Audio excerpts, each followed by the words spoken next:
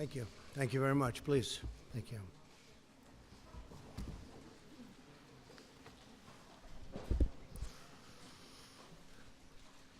It was a big day yesterday, an incredible day. And last night, the Republican Party defied history to expand our Senate majority while significantly beating expectations in the House for the midterm and midterm year. We did this in spite of a very dramatic fundraising disadvantage driven by Democrats' wealthy donors and special interests and very hostile media coverage, to put it mildly. The media coverage set a new record and a new standard. We also had a staggering number of House retirements, so it's a little tough. These are seats that could have been held pretty easily, and we had newcomers going in, and a lot of them worked very hard, but it's very difficult when you have that many retirements. We held a large number of campaign rallies with large numbers of people going to everyone. To the best of my knowledge, we didn't have a vacant or an empty seat. I'm sure you would have reported it if you spotted one, including 30 rallies in the last 60 days. And we saw the candidates that I supported achieve tremendous success last night. As an example of the 11 candidates we campaigned with during the last week, 9 won last night. This vigorous campaigning stopped the blue wave that they talked about. I don't know if there ever was such a thing, but could have been. If we didn't do the campaigning, probably there could have been. And the history really will see what a good job we did in the final couple of weeks in terms of getting some tremendous people over the finish line. They really are tremendous people, but many of them were not known, but they will be known. This election marks the largest Senate gains for a president's party in a first midterm election since at least President Kennedy's in 1962. There have been only 4 midterm elections since 1934 in which a president's party has gained even a single Senate seat. As of now, we picked up, it looks like 3, could be 4, perhaps it could be 2, but we picked up a lot. And most likely the number will be 3. You people probably know that better than I do at this point because you've looked at the more recent numbers. 55 is the largest number of Republican senators in the last 100 years. In the last 80 years, a sitting president's party has only gained a cumulative total of 8 Senate seats, averaging 1 per decade. So if we picked up 2, 3, or 4, that's a big percentage of that number. So in the last 80 years, you think of that, only 8 seats. In President Obama's first midterm election, he lost 6 Senate seats, including in the deep blue state of Massachusetts.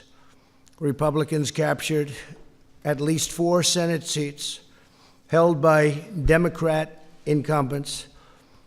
And these are tremendously talented, hardworking people that did this. Indiana, North Dakota, Florida, Missouri. We also won 2 open Senate seats in Tennessee. I want to congratulate our great champion who did such a great job in Tennessee, Marcia, and in Utah. And Arizona is looking very good, really very good. She's done a terrific job. That was a tough race, and she's done a fantastic job. In each of these open seats, Democrats recruited very strong candidates with substantial fundraising and media support. We were getting bombarded with money on the other side. In the House, Republicans dramatically outperformed historical precedents and overcame a historic number of retirements, the most House Republican retirements in 88 years. 43 House Republicans retired. Now, I will say this, that in many cases they were chairmen of committees, and they left because they weren't chairman, because the Republicans have a rule for 6 years. And what that does is wonderful in one way. It lets people come through the system and become chairman. And another way, it drives people out. Because when they're a chairman, they don't want to go and not be a chairman. You're the chairman of a committee, and you're a big deal, and all of a sudden, you're not doing that anymore. So they leave. We had a lot of them leave. It's, I guess you can flip a coin as to which system is better. The Democrats do the other. Some of their folks have been on those committees for a long time as chairman. In 2010, President Obama's first midterm, he lost 63 seats. By contrast, as of the most current count, looks like around 27 House seats or something, and we'll figure that out pretty soon. We also had a slew of historic wins in the governor's races. The governor's races were incredible, against very well-funded, talented, and skilled Democrat candidates and people that worked very, very hard, respectfully, for those candidates, like Oprah Winfrey, who I like. I don't know if she likes me anymore, but that's okay. She used to. But she worked very hard in Georgia, very, very hard. And if you look at them, with 4 governor's races crucial to 2020 and the presidential race, Florida, Iowa, Ohio, and Georgia, the big ones. Florida, Iowa, Ohio, and Georgia. Can't get much more important than that. They were incredible. They were actually incredible campaigns, too. Incredible. As of right now, Republicans will control the majority of governorships across the country, including 3 great women who worked very hard, governors of Alabama, South Dakota, and Iowa. They worked very, very hard. They're very talented. By expanding our Senate majority, the voters have also clearly rebuked the Senate Democrats for their handling of the Kavanaugh hearings. That was a factor, I think maybe a very big factor. The way that was handled, I think, was tremendous energy was given to the Republican Party by the way they treated then Judge Kavanaugh, now Justice Kavanaugh, and expressed their support for confirming more great pro-Constitution judges. Candidates who embraced our message of low taxes, low regulations, low crime, strong borders, and great judges excelled last night. They excelled. They really, I mean, we have a list of people that were fantastic. And I'm just going to point them out. Mike Bost, Rodney Davis, Andy Barr was fantastic. I went to Kentucky. For the most part, I didn't campaign for the House, but I did actually make a special trip for Andy Barr because he was in a very tough race in Kentucky, and he won. That was a very tough race. The polls were all showing that he was down, and down substantially, and he won. And that one I did do. Pete Stauber of Minnesota, great guy, he's new, and ran a fantastic race. On the other hand, you had some that decided to, let's stay away. They did very poorly. I'm not sure that I should be happy or sad, but I feel just fine about it.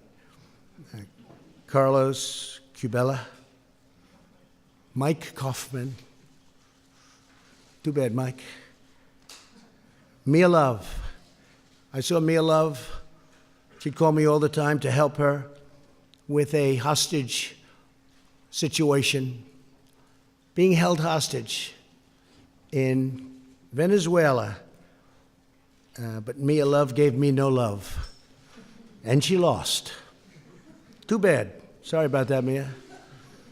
And Barbara Comstock was another one. I mean, I think she could have won that race, but she didn't want to have any embrace.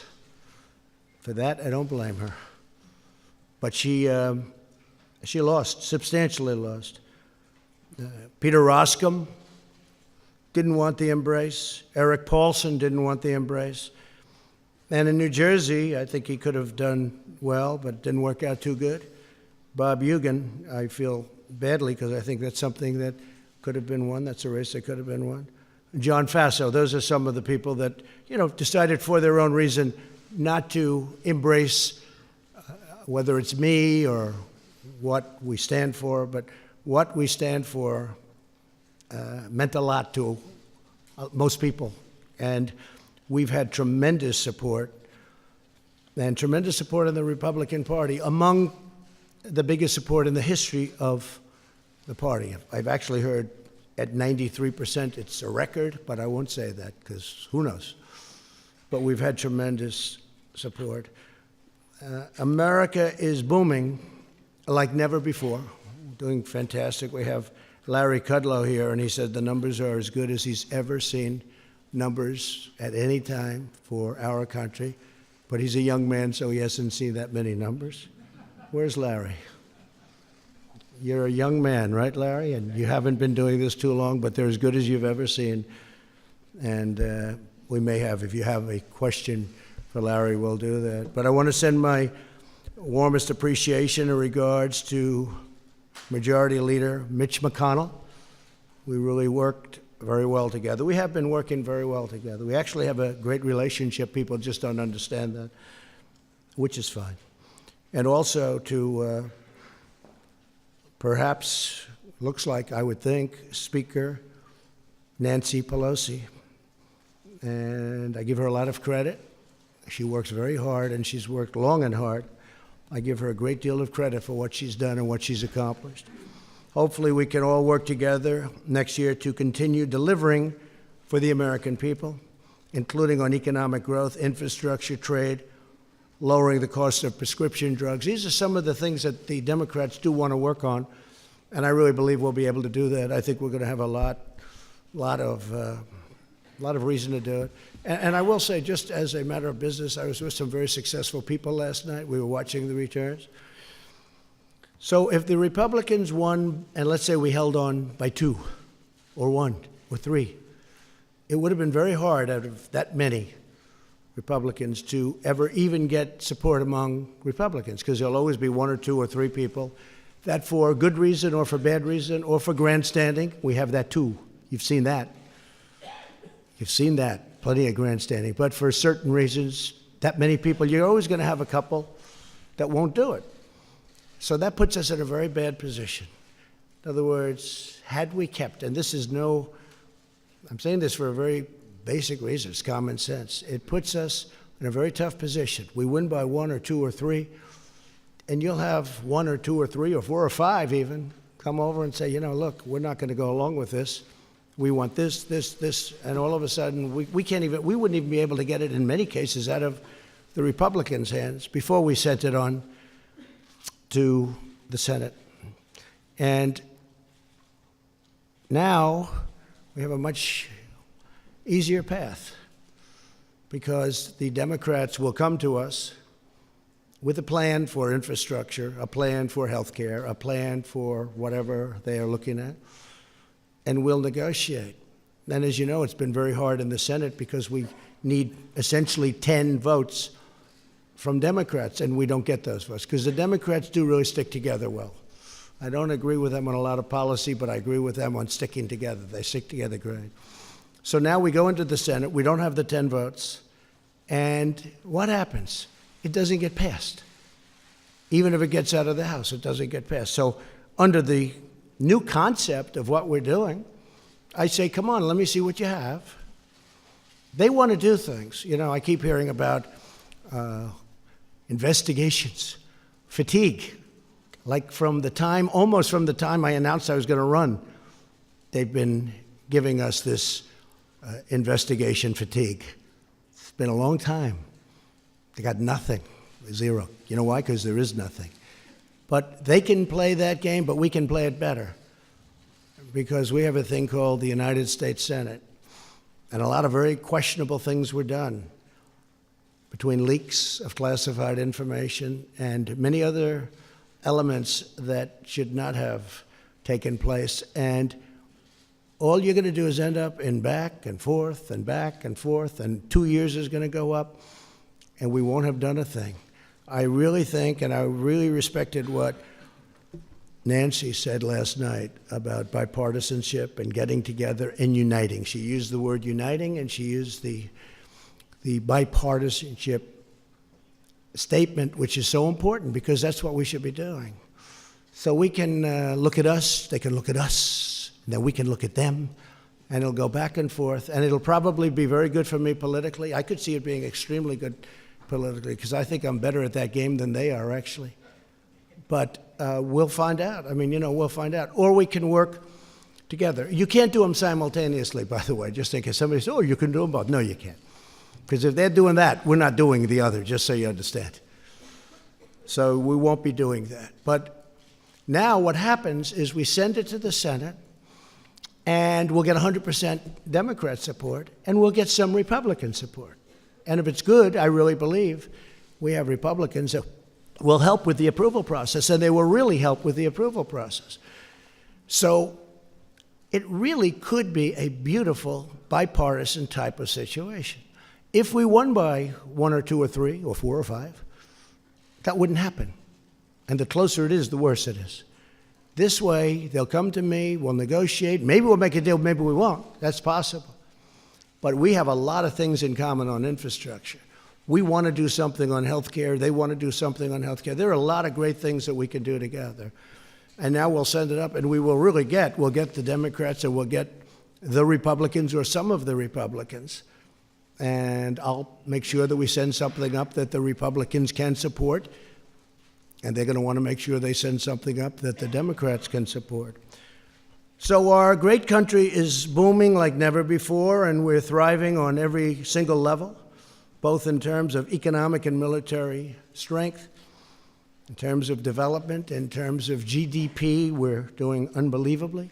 I will tell you our trade deals are coming along fantastically. The USMCA and South Korea is finished. USMCA has gotten rave reviews. We're not going to lose companies anymore to other countries. They're not going to do that because they have a tremendous economic incentive. Meaning it's prohibitive for them to do that. So it's not going to be like NAFTA, which is one of the worst deals I've ever seen, although we've made some other pretty bad ones too.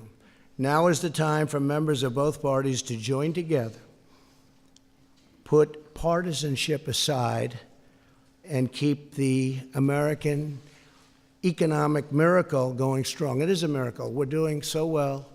And I've said it at a lot of rallies. Some of you have probably heard it so much you don't want to hear it again. But when people come to my office, presidents, prime ministers, they all congratulate me almost the first thing on what we've done economically, because it is really amazing. And our steel industry is back. Our aluminum industry is starting to do really well. These are industries that were dead. Our miners are working again. We must all work together to protect our military. We have to do that. To support our law enforcement, secure our borders, and advance really great policy, including environmental policy. We want crystal clean water. We want beautiful, perfect air. Air and water has to be perfect. At the same time, we don't want to put ourselves at a disadvantage to other countries who are very competitive with us and who don't abide by the rules at all. We don't want to hurt our jobs. We don't want to hurt our factories. We don't want companies leaving. We want to be totally competitive, and we are. And right now we have just about the cleanest air, the cleanest water we've ever had, and it's always going to be that way. We insist on it.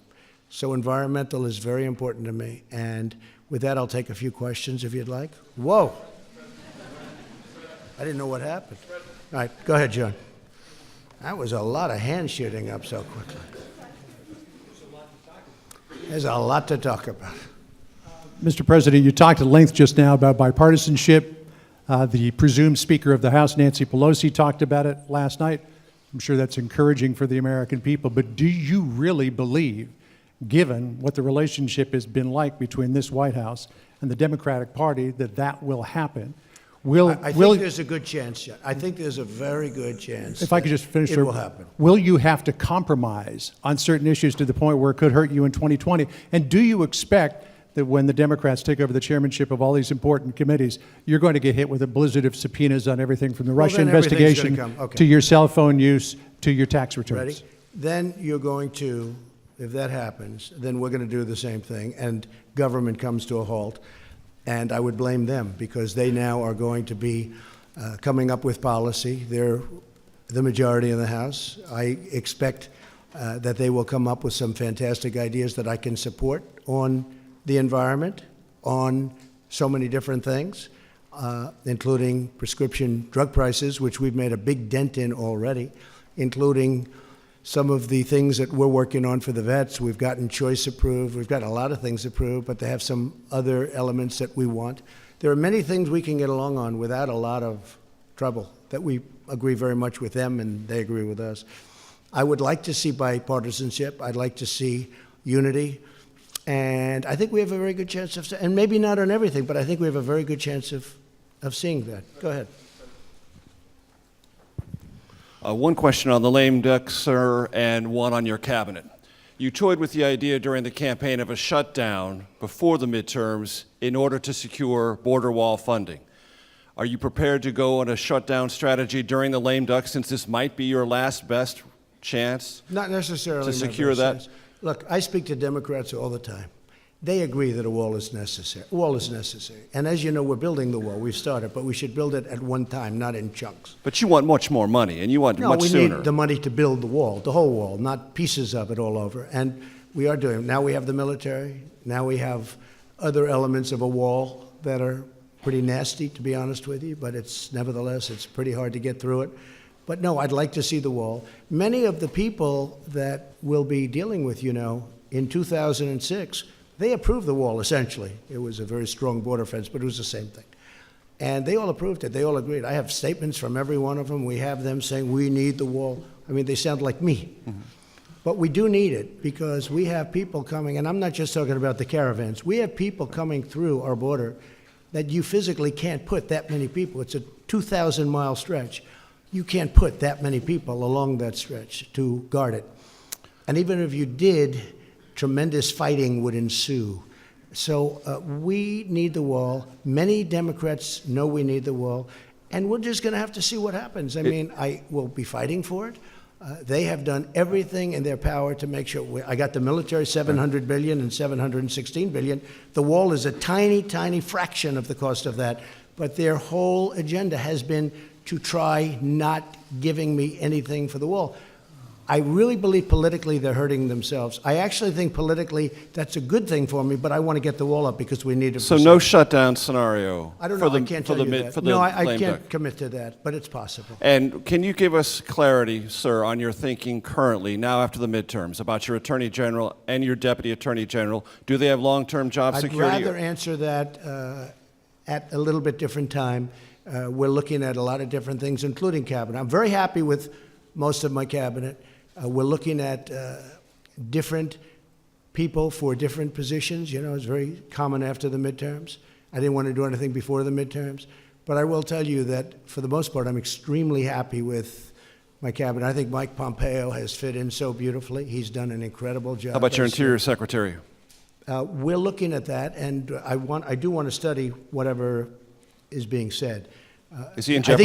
I think he's doing an excellent job. But we will take a look at that in a very strong, and we'll probably have an idea about that in about a week. Thank you, Mr. President. Okay, thank you. Wow, this is... Go ahead, John. He gave me a fair interview the other day, so I might as well ask him a question. All right, thank you, Mr. President. And picking up there, you told me the other day that you are an open book. So I think I am an open book. So point blank, Democrats go after your tax returns. Will you try to block that, or will you allow them to have them? Well, look, as I've told you, they're under audit. They have been for a long time. They're extremely complex. People wouldn't understand them. They're done by among the biggest and best law firms in the country. Same thing with the accounting firms. The accountants are a very, very large, powerful firm from the standpoint of respect. They're highly respected. Big firm. A great law firm, you know it very well. They do these things. They put them in. But people don't understand tax returns. Now, I did do a filing of over 100 pages, I believe, which is in the offices, and when people went and saw that filing and they saw the magnitude of it, they were very disappointed. And they saw the, the detail. You'd get far more from that. And I guess we filed that now 3 times. But you get far more from that than you could ever get from a tax return. But when you're under audit, and I'm on a very continuous audit because there are so many companies, and it is a very big company, far bigger than you would even understand. But it's a great company, but it's big, and it's complex, and it's probably feet high. It's a very complex instrument, and I think that people wouldn't understand it. But if I were finished with the audit, I would have an open mind to it. I would say that, but I don't want to do it during the audit. And really, no lawyer, even from the other side, they say often, not always, but when you're under audit, you don't subject it to that. You get it done, and then you release it. So when that happens, if that happens, I would certainly have an open mind to it. So that means if the audit is still on, you will not turn over the tax returns, or you'll fight to When it's block under it? audit, no, nobody would. Nobody turns over a return when it's under audit, okay? Thank you. Thank you. Yeah, go ahead, please. One, I was tempted to ask you why you like Oprah so much, but I think I'll go on to the question that. Why do I like Oprah? What kind of a question is it? Yeah, I'm just asking, just curious. But He's the real He's a question, comedian here. the real question I is. do like Oprah, by the way. I do. She was a person I knew well, came to my place in Palm Beach often, and I have a lot of respect for her. Unfortunately, she didn't do the trick. The real question is, you just sat up here and said that from this podium that are you offering an my way or highway scenario to the Democrats? You're saying that Negotiation. Not at all. if they start investigating you, that you can play that game and investigate Better them. than them. Can you And I think I know more, compartmentalize and I that? think I know more than they know. Can you compartmentalize that and still continue to work with them for the benefit of the rest of the country, No. or are all bets off? No. If they do that, then it's just all it is a warlike posture. And Yeah, so then, go wait a minute. Then the follow-up. I'm you sorry, heard, John. You heard my answer. Go ahead. Well, since it's Jim, I'll let it go. Thank you, Mr. President. I wanted to challenge you on one of the statements that you made in the tail end of the campaign in the midterms. That Here we go. That, well, if you Let's don't go. mind, Let's Mr. go. President, Come on. that this caravan was an invasion. As you know, I- Mr. I President, consider it to be an As you know, invasion. Mr. President, the caravan was not an invasion. It's a group of migrants moving up from Central America towards the border with the U.S. Thank you for telling me and that. I appreciate it. why did you characterize it as such? Because I consider it an invasion. You and I have a difference of opinion. But do you think that you demonized immigrants in Not this at all. election No, not to at all. try to keep? I want them to come into the country, but they have to come in legally. You know, they have to come in, Jim, through a process. I want it to be a process, and I want people to come in, and we need the people. Your You know, campaign wait, your wait, campaign- Wait. You know why we need the people, don't you? Because we have hundreds of companies moving in. We need the people. But your campaign had an ad showing migrants climbing over walls and Well, so that's on. true. But They weren't actors. They're not going to be doing They that. weren't actors. Well, no, it's true. Do you think they were actors? They weren't actors. They didn't come from Hollywood. These were people. This was an actual. It happened a few days ago, and They're hundreds of miles away, though. They're hundreds and hundreds of you know miles what? away. I That's think not an you invasion. should- honestly, I think you should let me run the country. You run CNN, All right. and if you did it well, your ratings Let would me be ask, much if better. I may Okay, ask that's one other enough. question, Mr. President. If I may Right, ask Peter, one go other ahead. question, are you worried? That's enough. That's Mr. enough. President, That's I was going enough. to ask one of the other folks. have That's had- enough. Pardon me, ma'am. Mr. Excuse President, me. That's enough. Mr. President, I had one other Peter, question, let's if go. I may ask, on the Russia investigation. Are you concerned that you may have I'm not concerned indictments- about anything with that you the may have Russian indictments coming down? investigation because it's a hoax. Are you- That's enough. Put down the mic. Mr. President, are you worried about indictments coming down in this investigation? Mr. President, I'll tell you what, CNN should be ashamed of itself having you working for them. You are a rude, terrible person. You shouldn't be working for CNN. Go ahead. I think that's unfair. You're a I've very worked- rude person. The way you treat Sarah Huckabee is horrible. And the way you treat other people are horrible. You shouldn't treat people that way. Go ahead. Go ahead, Peter, go ahead. In Jim's defense, I've traveled with him and watched him. He's a diligent reporter who busts Well, his I'm butt not a like the big rest fan of of us. yours either, so I understand. to be honest So with let me ask you a question if I can. You repeatedly you, said, you aren't the best. Mr. President, you repeatedly, over the course Okay, of the... just sit down, please. Well, when you report fake news, no. When you report fake news, which CNN does a lot, you are the enemy of the people. Go ahead. Mr. President, over the course of the last several days of the campaign, sir, at the end of the campaign, you repeatedly said that Americans need to fear Democrats. You said Democrats would unleash a wave of violent crime that endangers families everywhere. Why are you Because pitting they're very weak on Americans? crime. Why are Excuse you me. pitting Americans Peter. against one another, sir? Peter, what are you trying to be him? No, I'm Peter, just let me asking the question. Let me just tell you, very simple. Because they're very weak on crime. Because they have often suggested, members and people within the Democrat Party at a high level have suggested getting rid of ICE, getting rid of law enforcement. That's not going to happen, okay? We want to be strong on the borders. We want to be strong on law enforcement, and I want to cherish ICE because ICE does a fantastic job. What they do for us is it's so unrecognized how good a job they do. So we want to take care of them, and we want to hold them very close because they do a good job. But the question, Okay, to be clear, though, the question, Thank you sir, very is much. why Sit- are you sit down, But the Peter. question, but you didn't answer my question. Just very simply, the question is, why are you pitting Americans against one another, sir? I'm not. Is that how you view No, I'm not. citizens well, of look, this country? I'll tell you what, we won a lot of elections last night. We did very well last night. But in and many ways, I it think it's divided going the to have. country. I think it's going to have a very positive impact. I watched NBC this morning. They didn't report it exactly correctly, but that's that's the fact with NBC. Nothing I can do about that. But I want this country to have protection. We want security in our country. I want security, Peter. I mean, you maybe don't think it's so important. And I think when you don't have it, you are indeed unleashing crime. I feel that. Go You ahead. said you would sign an executive order on ahead. birthright citizenship. Are you still going to sign the executive order on birthright citizenship You'll this ask week? me that question a little bit later. Go ahead. Okay. Go ahead, sure. Thank you, Mr. President. The investigation by the special counsel Robert Mueller has been going on since last spring. It's been over It's your been a head. long time. Yeah, it's been over your head, over Republicans' head, during the midterms as well. Is this an opportunity for you, Mr. President, to end that investigation? Would you consider removing Mr. Mueller from his position? I could have ended it any time I wanted. I didn't. And there was no collusion. There was no anything. I didn't. They went after hackers in Moscow. I don't know about that. They went after people with tax problems from years ago. They went after people with loans and other things. Had nothing to do with my campaign. This is a investigation where many, many millions of dollars has been spent, and there's no collusion. It was supposed to be on collusion. There's no collusion, and I think it's very bad for our country. I will tell you. I think it's a shame. And a poll came out today, by the way, from NBC, or at least I saw it on NBC, where a majority of the people do not agree with the Mueller investigation, or it wasn't approved. They have approval and disapproval, and it had a much higher disapproval.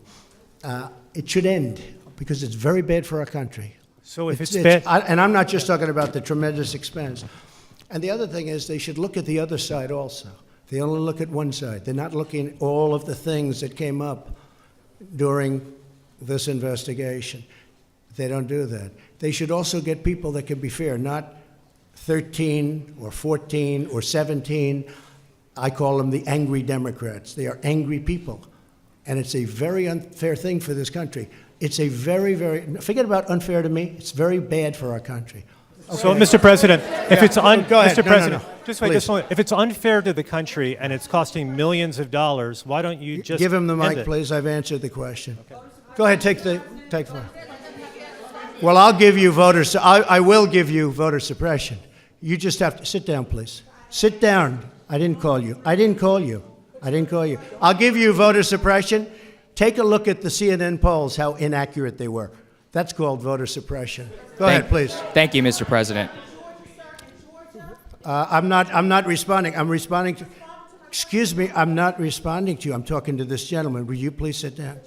Excuse me. Would you please sit down? Please go ahead.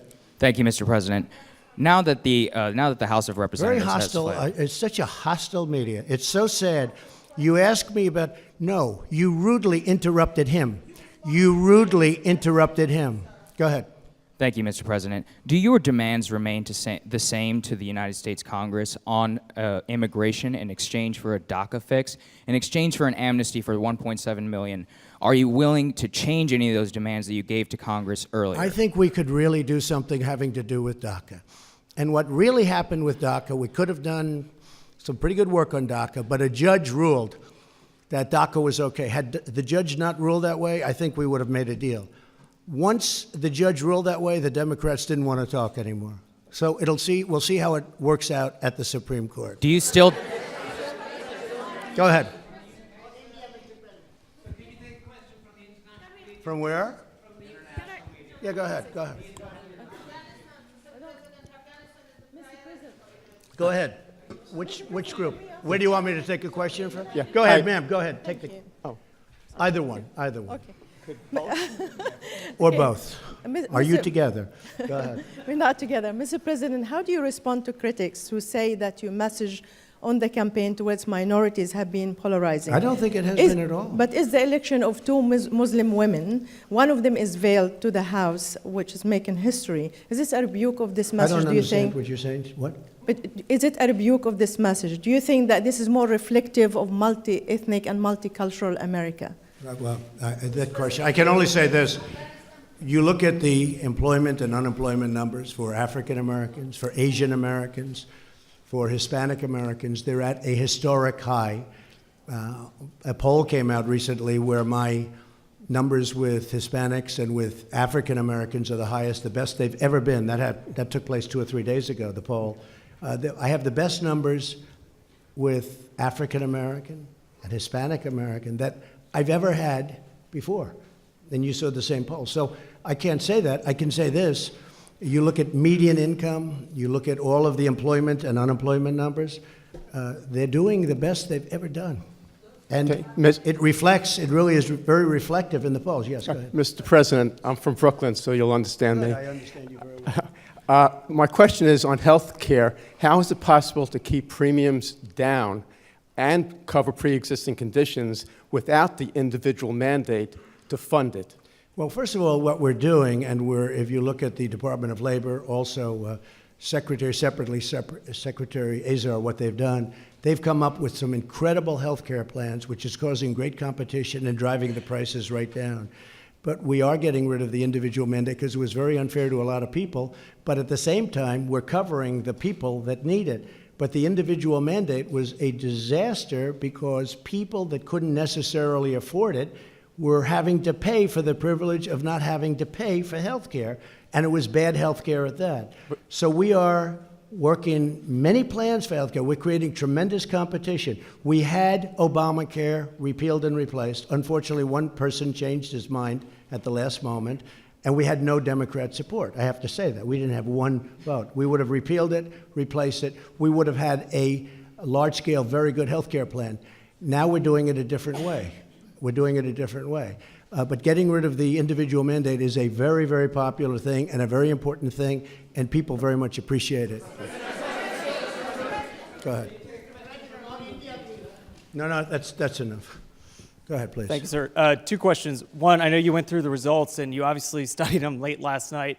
What lesson did you learn most from looking at those results? Was there one thing that, as you kind of reviewed them, that you'll change your strategy, not just for Congress, but kind of going forward? And then just a follow-up question. Well, I think the results that I've learned and maybe confirmed, I think people like me. I think people like the job I'm doing, frankly.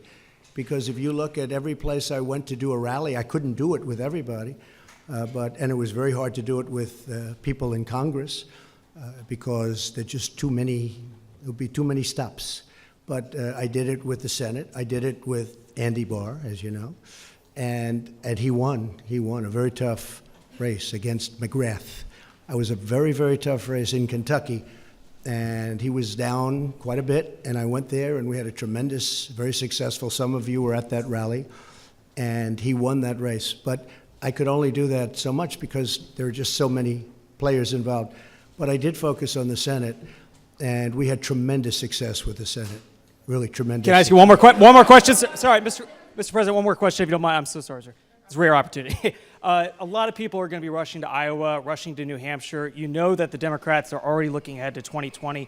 Do you want to lock down your ticket right now, sir? Will the vice president be your running mate in 2020? Well, I haven't asked him, but I hope so. Where are you? Mike, will you be my running mate? Stand up, Mike, please. Raise your right hand. No, I'm only kidding. Will you? Thank you. Okay, good. The answer is yes. Okay. Thank you, sir. That was unexpected, but I feel very fine. Yeah, please. Thank you, Mr. President. Going back to the Russia investigation and the potential investigations from the now Democratic majority in Congress, some say that you could stop all this by declassifying. I could fire everybody right now, but I don't want to stop it because about politically I don't like stopping it. Yeah. It's a disgrace. It should have never been started because there was no crime. Everybody has conflicts. They all have conflicts over there that are beyond anything that anybody's ever seen in terms of conflicts, from the fact that people ask for jobs, from the fact that they have very good friends on the other side, like really good friends like Comey, who, by the way, lied and leaked, and also leaked classified information. Nothing happened there. It might, perhaps, maybe something's happening that I don't know about. I stay away from it. But you know what I do? I let it just go on. They're wasting a lot of money, but I let it go on because I don't want to do that. But you're right. I could end it right now. I could say that investigation is over. But it's really, it's a disgrace, frankly. And it's an embarrassment to our country. It's an embarrassment to the people of our country. And it's too bad. Go ahead. What about the declassification of the documents? Some say that that would clear Well, it all we're up. looking at that. No, You're no, still we're looking considering at that very seriously. Declassification, we're looking Yeah. at very seriously. Okay, can I ask one more question? It's amazing how people on the other side just don't want those documents declassified. But no, we're looking at that very carefully. And- I certainly wanted to wait till after the midterms. Can I ask you one more question, Mr. President? Okay, thank you. Go ahead. Thank you, Mr. President. You have campaigned as a pro-life president. You have defended the rights of unborn children. You now have a divided Congress. It's unlikely to pass That's right. any Tough. pro-life bills. Very tough issue. How are you going to push forward your pro-life agenda? Just going to push. I've been pushing. I've done a very good job, too. We're very happy with me. But it's a tough issue for the two sides. There's no question about it. But what are you going to do? There is great what am I going to do? I won't be able to explain that to you because it is an issue that is a very divisive, polarizing issue. But there is a solution. I think I have that solution, and nobody else does. We're going to be working on that. Yes, go ahead, please. She took your place, but that's okay. Mr. President, just a quick question on rural America. In states like Indiana, North Dakota, folks turned out for Republican candidates. Could you talk a little bit about what this means for your agenda in terms of trade and the Farm Bill? The Farm Bill is working really well. I mean, we could have had it approved any time, but we're looking to get work rules approved. The farmers want it. I'd like it. The problem is the Democrats are not giving us the 10 votes that we need. Everybody wants it. The farmers want it, but the Democrats are not approving the Farm Bill with work rules. We could have it very fast without the work rules, but we want the work rules in, and the Democrats just don't want to vote for that. So at some point, they'll have to pay maybe a price. Jeff, go ahead. Thank you very much, Mr. President. Thank you. Thank Have you you very seen much. any evidence that Russia or China intervened in yesterday's election? Well, we're going to make a full report, and unlike the previous administration, we've done a lot of work on that issue. And if you look, speak with the FBI, speak with the Department of Justice, speak to Homeland Security. We've spent a lot of time. It gets very little coverage in the papers. I mean, you cover the nonsense part, but you don't cover the important. This is very important. And we have been working very hard on China and Russia and everybody else looking into our elections or meddling with our elections. But people tend not to write about it. But we have worked very hard, as you've probably heard. What do you intend to say, sir, to President Xi and to President Putin when you meet with them later this month? Well, I have a good relationship with both. I know President Xi better, but I think I have a very good relationship with both. I actually had a very good meeting in Russia that you people didn't agree with, but that's okay. It doesn't much matter, obviously, because You mean here I Helsinki? am. But the fact is that I had a very, very good meeting, with President Putin, and a lot was discussed about security, about Syria, about Ukraine, about the fact that President Obama allowed a very large part of Ukraine to be taken, and right now you have submarines off that particular parcel that we're talking about. You know what I'm talking That was about. President Putin who annexed Crimea, sir. That was President Obama's regime. That was during President Obama, right? That was not during me. But it That was during- President No, that was Putin, sir, who President did the Obama. annexation. No. It was President Obama that allowed it to happen. Had nothing to do with me. Okay, go ahead. Yeah, go ahead. Go ahead. Go ahead. Thank you, Mr. President. Cordelia Lynch, Sky News. You're a man who likes to win, but last night was not an absolute victory for you. I'll be honest. I thought it was a very close to complete victory. When you look at it from the standpoint of negotiation, when you look at it from the standpoint of deal making, because it's all about deal making, again, if we had the majority and we had 1 or 2 or 3 votes to play with, we would have been at a standstill. I really believe that we have a chance to get along very well with the Democrats. And if that's the case, we can do a tremendous amount of legislation and get it approved by both parties. So I consider it to be, hey, look, I won Georgia. President Obama campaigned very hard in Georgia. Oprah Winfrey campaigned very, very hard all over the television. I said, this is going to be tough. I only had me. I didn't have anybody else. And I went to Georgia, and we had one of the largest crowds that anybody here has seen ever at a political rally. And you know what? He won. And he won actually by, pretty good margin. He won. And then we went to Florida, and they had celebrities all over the place. And a man who happens to be a very smart person was running, Ron DeSantis, and people didn't give him a chance. And I went, and we did some great work, and they're going to have a great governor of the state of Florida. And then we talked about the Senate, and a lot of money was pouring in for the Democrat. This is a man who's been in office for like 44 years or something. This is a man who's like a professional at getting elected and being at office. So he's not, Bill Nelson, not easy to beat, okay? But they had a lot of celebrity coming out for Nelson. They had everybody coming out for Nelson. And Rick Scott won, and I helped him. And I think we've done an amazing job. And you could look at many other places. You just take a look at some of the other places. And we just got the word that in Iowa, you have a governor who just got extended, who's Kim just got extended, and numerous other places. I think it was a great victory. I'll be honest. I think it was a great victory. And actually, some of the news this morning was that it was, in fact, a great victory. But if you look at it from the standpoint of gridlock, I really believe there's going to be much less gridlock because of the way this is going than any other way. Wait, sit down, please. Go ahead. Thank you, Mr. President. Let me ask you about one of the campaign promises you made down the stretch, which was a 10% tax cut for the middle class. Yeah. You just talked about gridlock. Democrats, they now run the House Ways and Means Committee. If it means a tax cut of some kind for the middle class, but that means raising rates elsewhere, corporations on the wealthiest, is that a trade-off that you would be willing to make and able to enact a middle class tax? You know that this will have to be now proposed, because if we did it now, we don't have the votes in the Senate. We would need 10 Democrat votes. We probably couldn't get them. If we could pass it very easily in the House, but there's no reason to waste time because you don't have the votes in the Senate. But as an example, if the Democrats come up with an idea for tax cuts, which I'm a big believer in tax cuts, I would absolutely pursue something, even if it means some adjustment. Some adjustment on which side, the corporate, the individual? Yeah, to make it possible. But I would love to see a tax cut for the middle class. Now, that's going to be their decision. They're going to have to make that decision.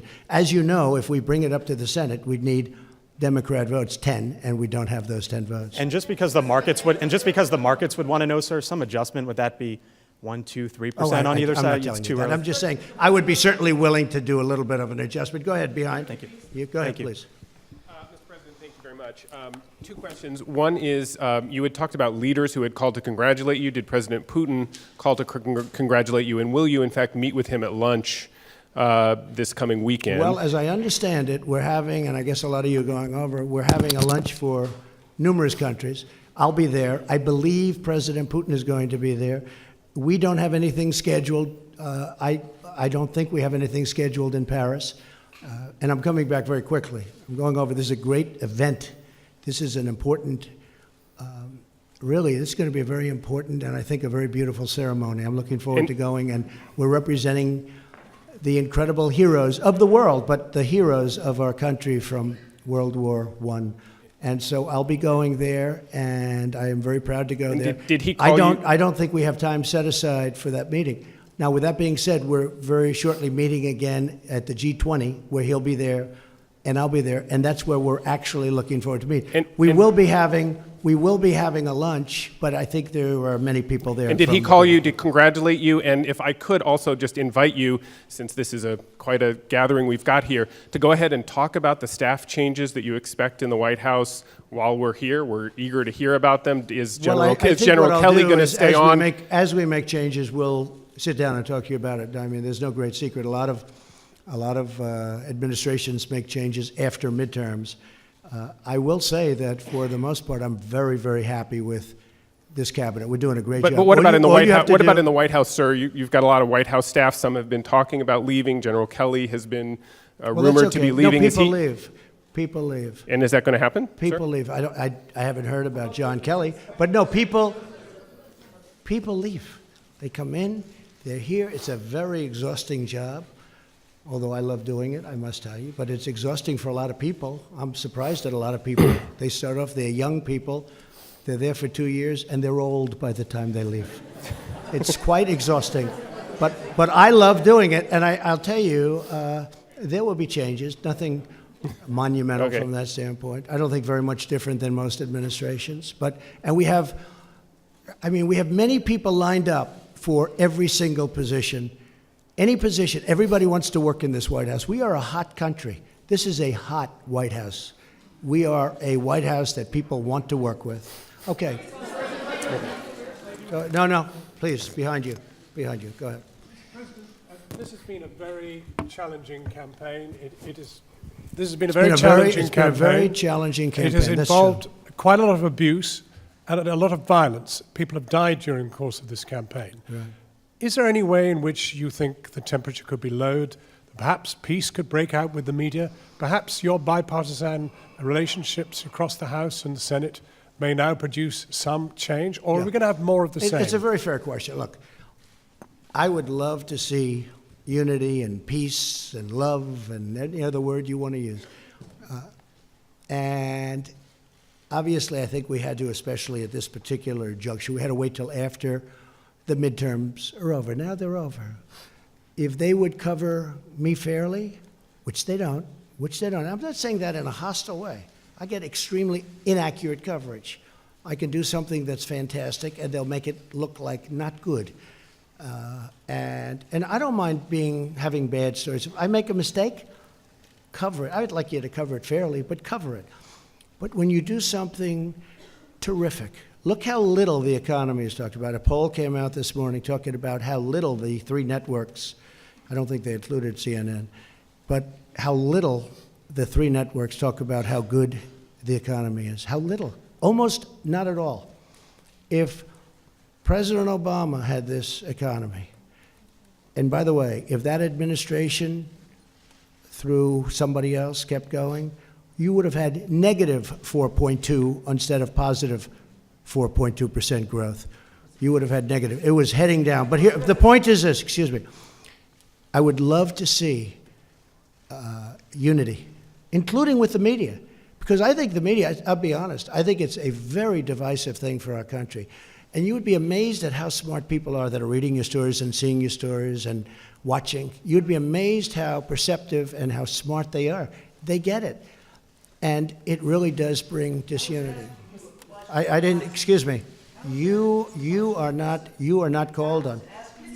Go ahead, please. About Turkey. Thank you, President Trump. Shortly after your victory speech on the historic night of back in November 2016, I asked you to what single factor you most attributed this victory to. Said you have to speak up. Sure. On the night of your victory, I asked you, right after your speech, to what you would attribute your victory. You pointed up to the ceiling and you said that it was God. Based off of that, how would you say over the last 2 years, God plays, what kind of a factor he plays in the day-to-day execution of the office of the Well, president. God plays a big factor in my life, and God plays a factor in the lives of many people that I know very well in this room, like your vice president.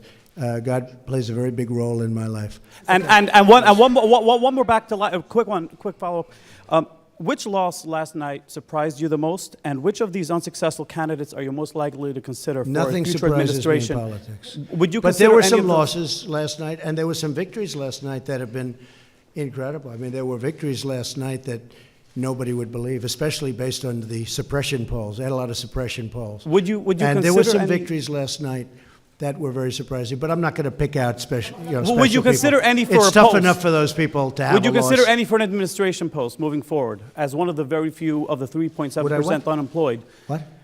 Would you consider any of the people who lost last night for a post in the administration in the near future? I know a couple of very good ones. Yeah, I would, actually. Go ahead, please. Mr. President, I asked you on Monday if there was anything that you regret in your first 2 years. And you said that at times you could have and should have used a, quote, softer tone.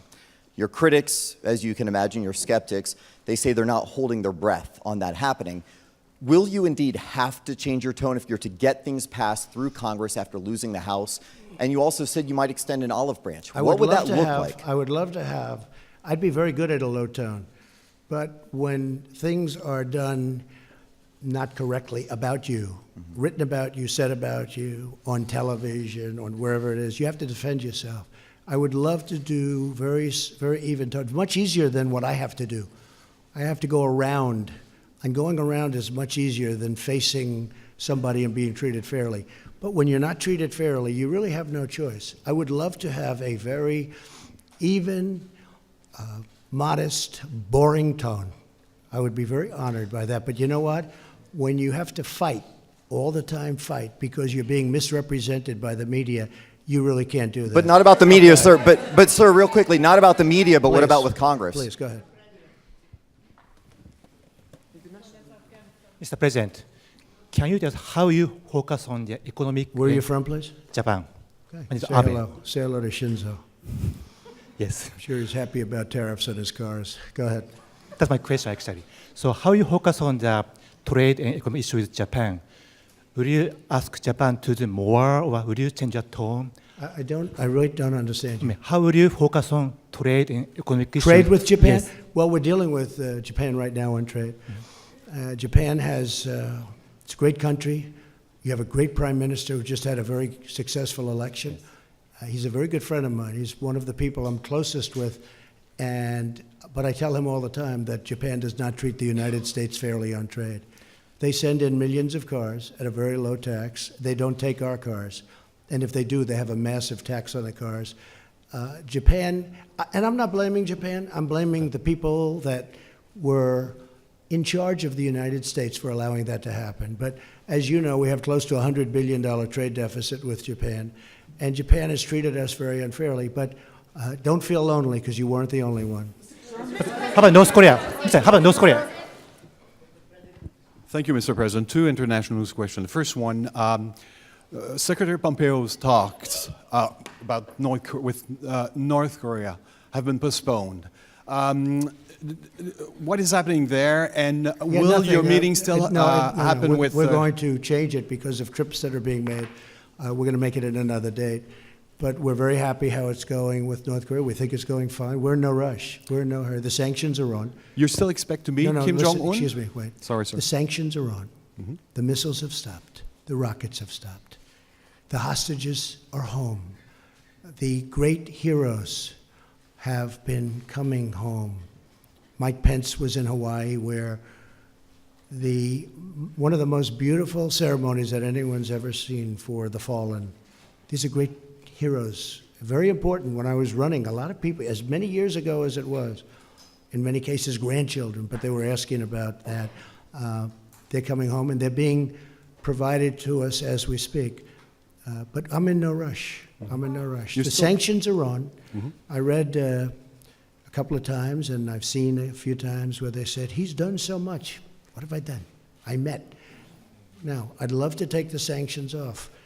but they have to be responsive too. It's a two-way street. But we're not in any rush at all. There's no rush whatsoever. You know, before I got here, they were dealing with this for over 70 years. And I guess on a nuclear front for 25 years. That's a long time. I've been there. I probably left Singapore 4 or 5 months ago. And we made more progress in that 4 or 5 months than they've made in 70 years. And nobody else could have done what I've done. But I'll say this very simply. We're in no rush.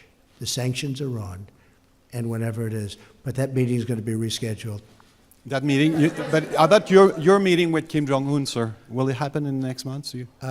Sometime next year, I would say. Sometime next year? Sometime early next year. And a quick question on the USMCA. Now that it's been concluded, have you repaired your relationship with Prime Minister Trudeau? Yes, I have. We have a very good relationship. Thank you.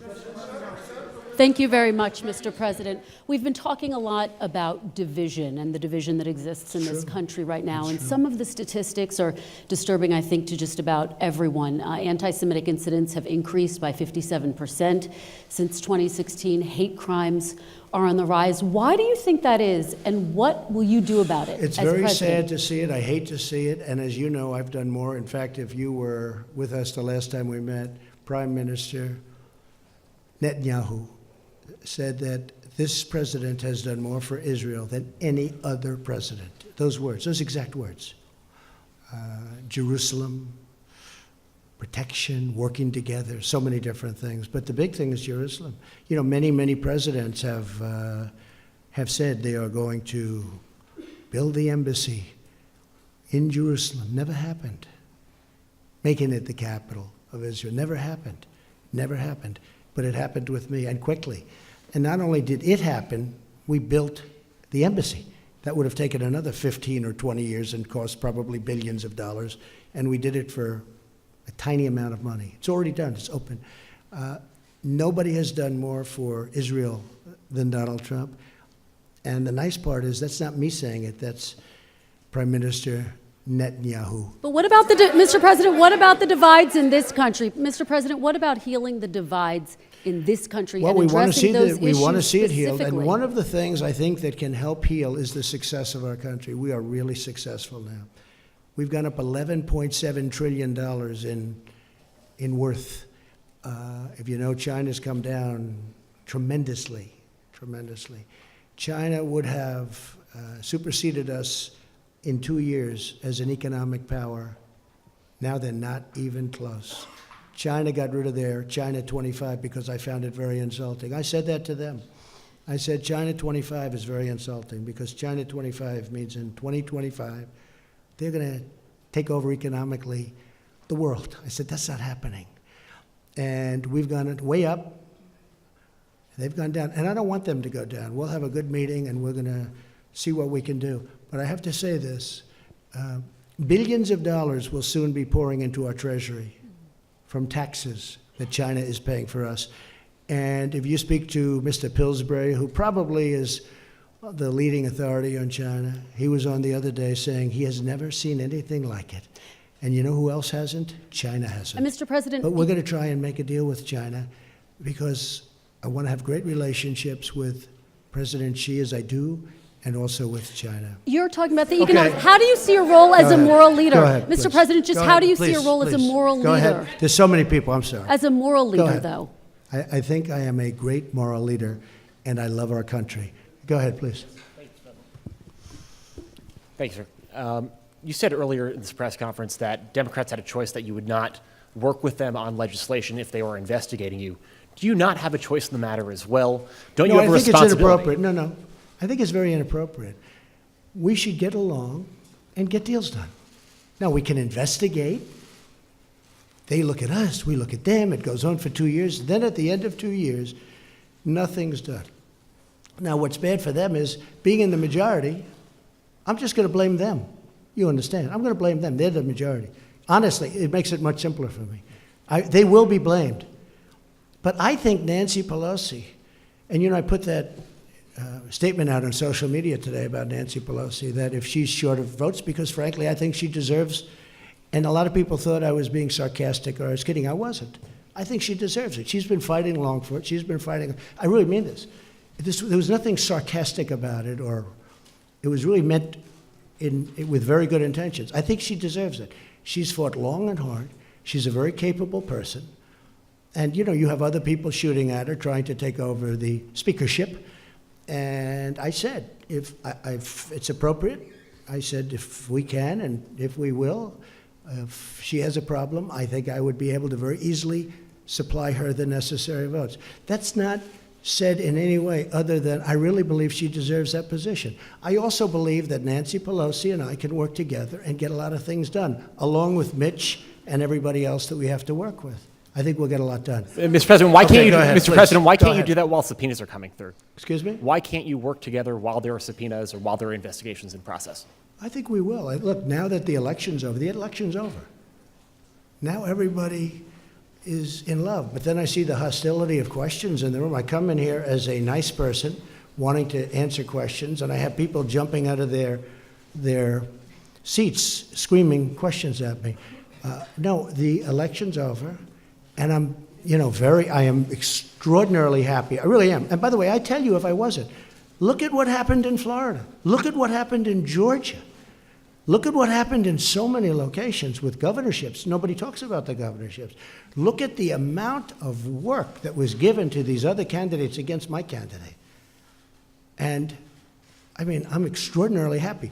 And if I wasn't, I'd let you know. There's nothing wrong. I mean, look, you look at midterms and you look at elections generally, you see it's very rare that a party who has the presidency does well. We did unbelievably well. To win Florida, both the Senate and the governorship, against two very talented people, I'll tell you what, we did incredibly. To win Georgia when you had some of the biggest stars in the world campaigning endlessly, including President Obama, I tell you what, this was a great victory for us. And again, from a deal-making standpoint, we are all much better off the way it turned out. Because I really believe if the Democrats want to, we can do a tremendous amount of great legislation. Yes, please, go ahead. Should we keep this going for a little while? Yes. Yes, I think you should keep this You know going. what? When you get bored, would you please tell me? Seriously. Tell me. You're never bored. I don't want to, hopefully not. I don't want to overstay, but yes, please, go ahead. Hi, Mr. President. Yemi Shelcender with PBS NewsHour. On the campaign trail, you called yourself a nationalist. Some people saw that as emboldening white nationalists. Now people are also I don't know saying why you'd that say the that. president. That's such a racist There are question. some people that say that now the Republican Party is seen as supporting white nationalists Oh, I because don't of your believe rhetoric. that. I don't What do believe you make of that? I don't believe it. I don't know. Why do I have my highest poll numbers ever with African Americans? Why do I have among the highest poll numbers with African Americans? I mean, why do I have my highest poll numbers? That's such a racist question. Honestly, I mean, I know you have it written down and you're going to tell me. Let me tell you, it's a racist question. And Mr. President, I want to love ask. it. You know what the word is? I love our country. I do. You have nationalists, you have globalists. I also love the world. And I don't mind helping the world, but we have to straighten out our country first. We have a lot of problems. And Excuse me, but to say that, what you said, is so insulting to me. It's a very terrible thing that you said. And Mr. Okay, President, please, go ahead. Mr. Go President, ahead. people have you Go talked ahead. about Excuse me. middle class tax cuts on the campaign trail. How will you get Democrats to support that policy? Or You have to ask support that them. Well, Hey, what's your plan for excuse working with me. You know how, Democrats what on a my middle plan class is? tax plan? You know what my plan is? I'll ask them. And if they say yes, I'm all for it. And if they say no, there's nothing you can do because you need their votes. Go ahead. Yes, thank you, Mr. President. Francesca Chambers, DailyMail.com. You said many times on the campaign trail that you didn't want Nancy Pelosi to be Speaker. At least you suggested that. You spent a lot of time talking about her and Chuck Not a question Schumer. of want. I would have. So here's let me answer a little. Would I have preferred winning by 2 or 3 or 4? I would almost have to think about that. But certainly, I like to win. And if I win, she's not going to be Speaker. What did she say to you, though, yesterday that made We had a you great give her conversation. support? your Honestly, support? we had a very warm conversation. You know, she loves this country. And she's a very smart woman. She's done a very good job. She was really, I mean, she's had a very... Did she promise she's had that a they very- wouldn't seek to impeach She's you? had a very, we didn't talk about impeaching.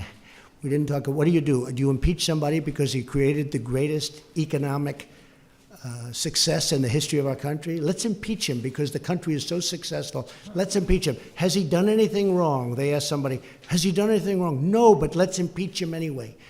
And they also said, let's impeach Justice Kavanaugh. Let's impeach him.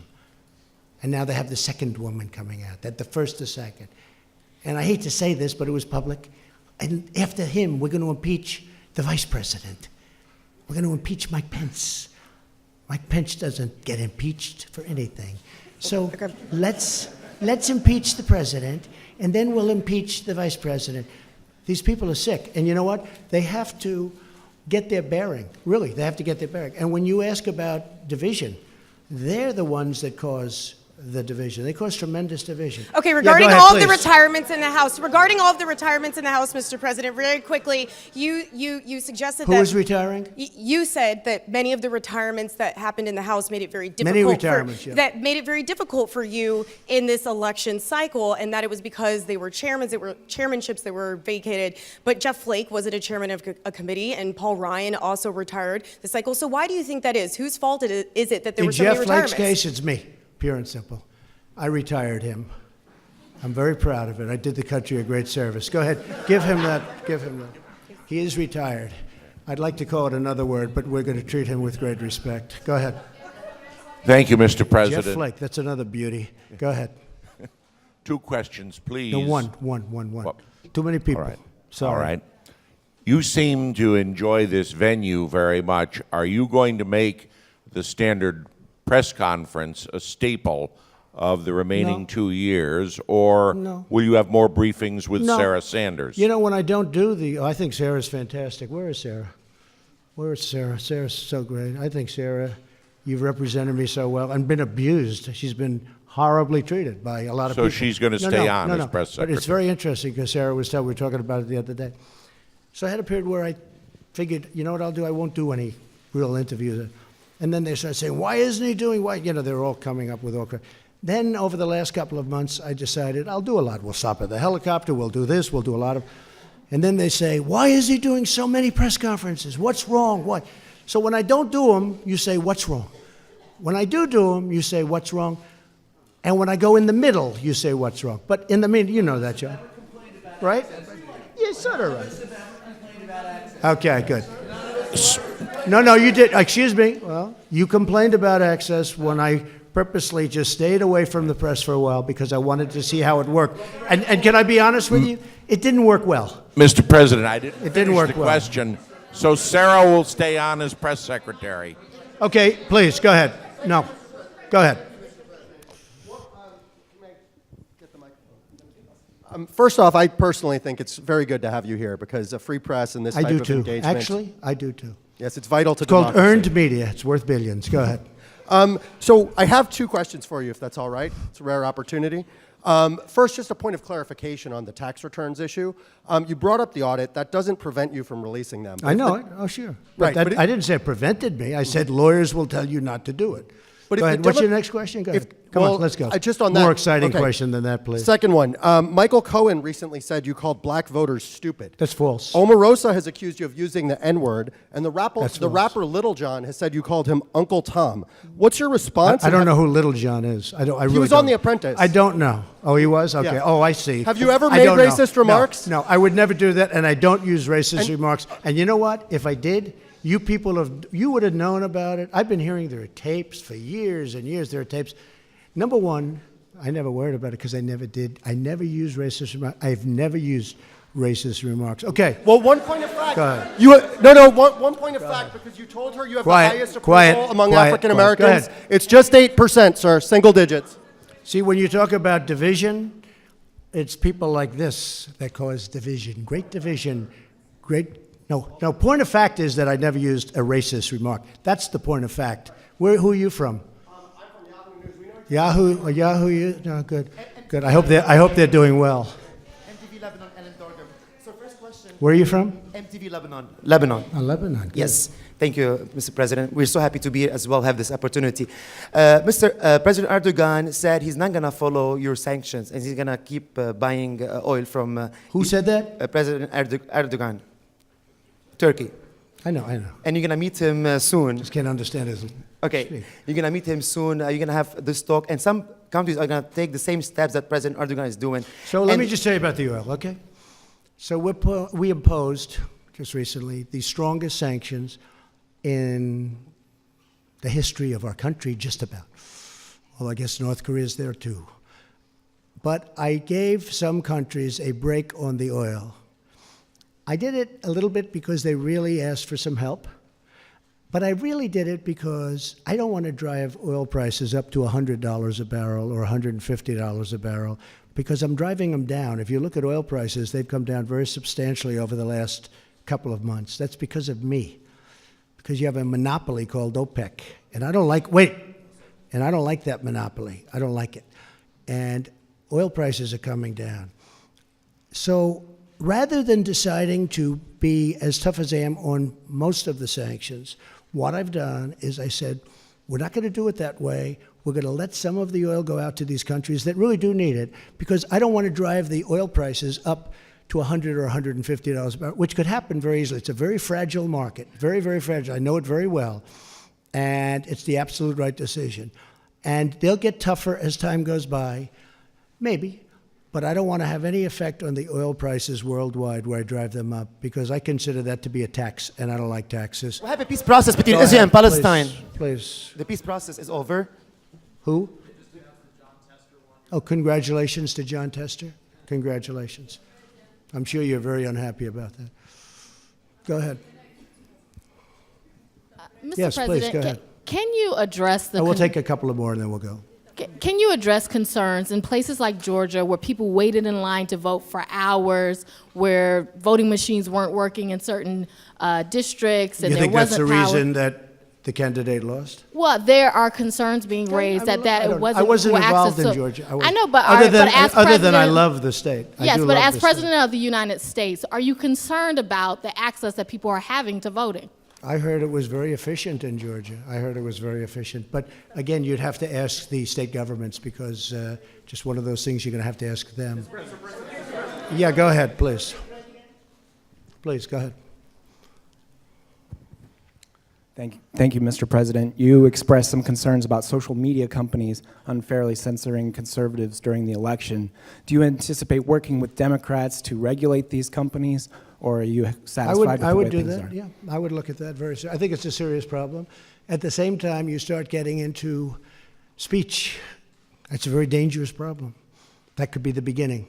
So it's very dangerous. Believe it or not, I'm one that really likes free speech. A lot of people don't understand that.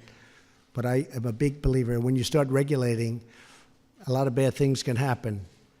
But I would certainly talk to the Democrats if they want to do that. And I think they do want to do that.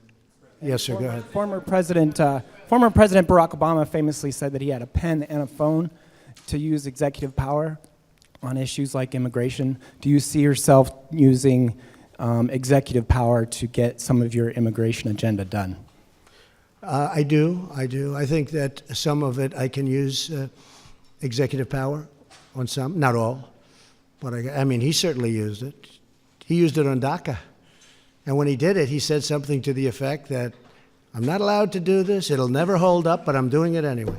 And he did it, and they found judges that approved it. We also found judges that didn't approve it, so it's obviously going to be determined in the Supreme Court.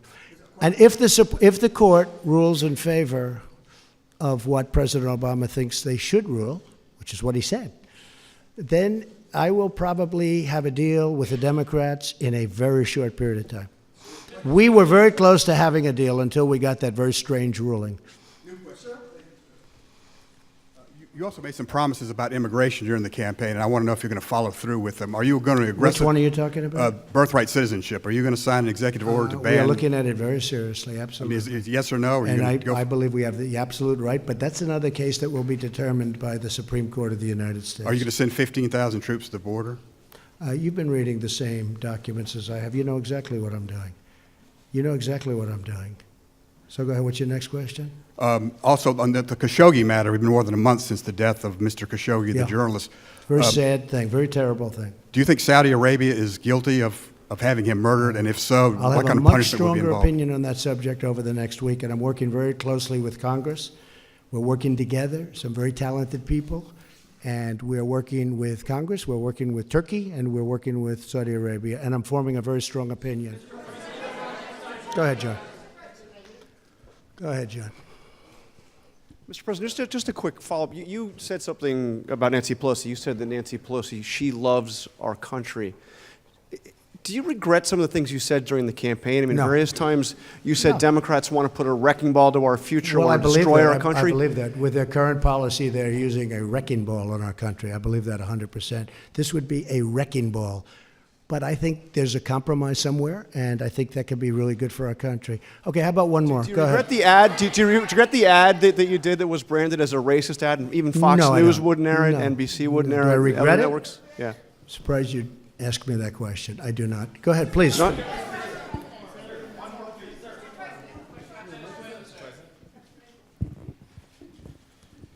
Thank you, sir. And I think we'd all love to have more of these if you're willing. In 2017, shortly after you took office, your Homeland Security Department shuttered a program to counter homegrown right-wing extremism, white supremacism, and related terrorist groups, domestic terrorist groups, and redirected that funding towards fighting Islamic terrorism. Do you believe that white supremacist terrorists, right-wing terrorists, these homegrown terrorists on that side of the spectrum are a problem, sir? And Yeah, what is I your do. administration I do going to do believe about that's it? a problem. I believe all hate is a problem, but I do believe that is a problem. What are you going and to it's do a about it, problem sir? we want to solve. How, okay. sir? What are you go going ahead. to do about it, Go sir? ahead. Sir, what are you going to do about it? Go ahead. You cut off the funding. Mr. President, you've No, said... we have given funding for that, a lot of funding, but I do believe it's a problem. And can I tell you what? It's a problem that I don't like even a little bit. Go ahead. Aixa Diaz with Hearst Television. You've said, pretend I'm on the ballot yesterday. You called it a referendum on your presidency. Many local districts across the country rejected your midterm message, particularly suburban women. How do you bridge that divide now? Also with the I influx think of my women message coming was into very Congress. well received. I mean, just look at the results. Midterm elections are disasters for sitting presidents and administrations. This has been a very successful, and look, you can write it any way you want, and if you disagree with me, this has been an incredibly successful one. You look at the races. How about Ohio? I didn't even mention. I mentioned Florida. I mentioned Georgia. How about the governor of Ohio? A fantastic, suburban women voters? Excuse me. A fantastic man who was down in the polls, and everybody was talking about this person that was so great. And I went up there and I did a rally. And they have now a great governor. You're going to have a great governor in Ohio for hopefully a long period of time, but for 4 years. And Mike DeWine is a fantastic person. And I went up there for two reasons, because I felt that his opposition was not a good person, and we know a lot about him. And I felt that Mike was a fantastic person. And he won. And not only did he win easily. So add that to Florida, and add that to Georgia, and add that to all of the other races that we won, outside even of the Senate races, which were the biggest of all. Because these were races that, and Mike Pence can tell you, and some of the folks over here can tell you, these were races that were going to be unopposed. We were not going to oppose certain of the people running, certain senators. They said they couldn't be beaten. They said Heidi could not be beaten. Please don't do it. They couldn't. This was a year out. What about in the suburban Excuse districts? me. How do you but get you're those telling back? You're telling me about popularity. They said many of these people, when I said 9 out of 11, but I said when many of these people, these weren't like easy races. These were tough races. And so I think the level of popularity, the first question I was asked was about, well, what have you learned? What about your own popularity? I think that's what I learned. I was very well received by this great country, by the people of our great country. And I'm very proud of that, because I love the people of this country. These people, we are the greatest people. I love the people of our what do you country. say to women, and Mr. I'll tell you President? something. When you look at the races that we won in Florida, which we weren't expected to win, and Georgia, which we weren't expected to win, and Ohio, which we weren't expected to win, and one, I mean, you look at some of them, the number of votes that we got is incredible. So I'm really happy with not only the way it came out, but the response to me as your president. And as your president, I've made our country safe. I've rebuilt, and I'm in the process of rebuilding our military, and the jobs are here, every one of them built here. We're going to have the strongest, very shortly, we're going to have the strongest military our country has ever had. I've done more for the vets than any president has done, certainly in many, many decades, with choice and with other things, as you know, with other things. But our vets are doing better than they've ever done. But if you look at choice alone, I mean, just take a look at what we've done with choice. But the people of our country are very happy with the job that I'm doing. And you know, one of the things that they want so much is security. They want security, both at the border. They want it with our military. They want it with law enforcement. They want it with ICE. You know, we've taken out thousands of MS-13 gang members, thousands out of it's hard to believe, thousands out of our country. Women of our country who are incredible people, they want security, they want safety, they want financial security also. We've done that. But they want physical security. And we've taken out thousands of people that shouldn't be in this country. But we have to get strong immigration laws so they don't come in. We want laws where they don't come in, where we don't have to take them out per se. And again, I'm very honored to be with all of you. It was a great day yesterday. It was a great evening. I think we had a tremendous success, and hopefully the tone can get better. How will you change that? Hopefully the tone can get a lot better. And I really believe it begins with the media. We used to call it the press. Does it begin with you, Mr. President? I really believe it begins with the media. If you would cover, and there was a very interesting story written in a very good paper recently that talked about the fact that it isn't good what the media is doing, and that I do have the right to fight back because I'm treated very unfairly. So I do fight back, and I'm fighting back not for me. I'm fighting back for the people of this country. Thank you all very much. Thank you. Thank you.